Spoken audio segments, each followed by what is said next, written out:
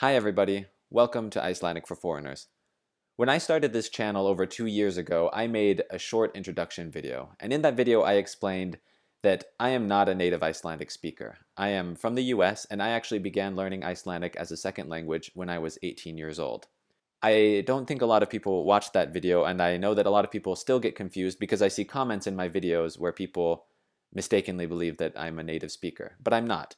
So in this video, I'm going to be talking about what exactly is my Icelandic level, and also what that means for you as a viewer or a subscriber of my channel.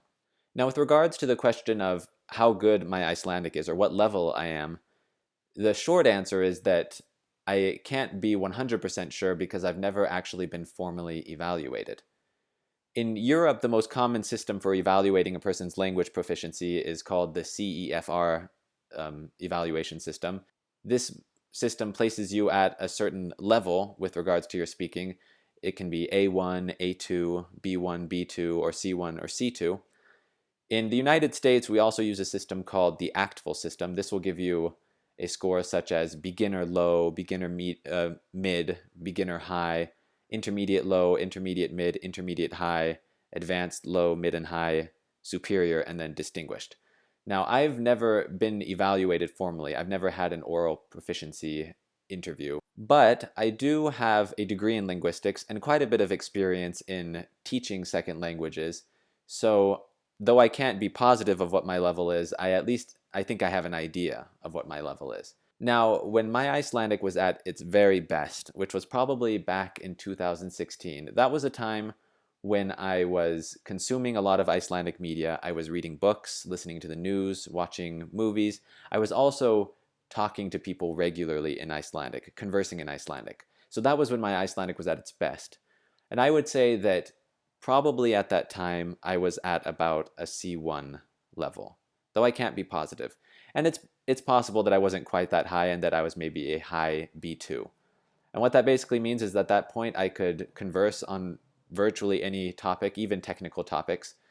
My reading was especially good. I could read discourse on just about any topic. But at that point in time, I would say that I was proficient in Icelandic, or highly proficient maybe. I definitely would never say that I was fluent in Icelandic.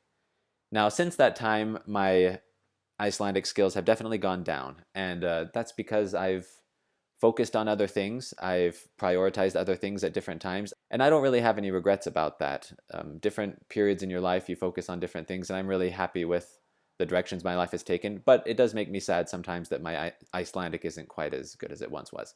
So now I would probably say that my Icelandic is B2, maybe low B2 or high B1 if I'm unlucky. Hopefully it's still a B2, but I'm not really sure. I think that I probably still have the vocabulary of high B2 or C1, but because I haven't lived in Iceland for 8 years and I rarely speak Icelandic with another person, my ability to recall my vocabulary is pretty low, and that leads to me, not being able to speak as fluently as I used to be able to. So probably B2, maybe a high B1 at this point. So now let's talk about what that means for you as a viewer or a subscriber.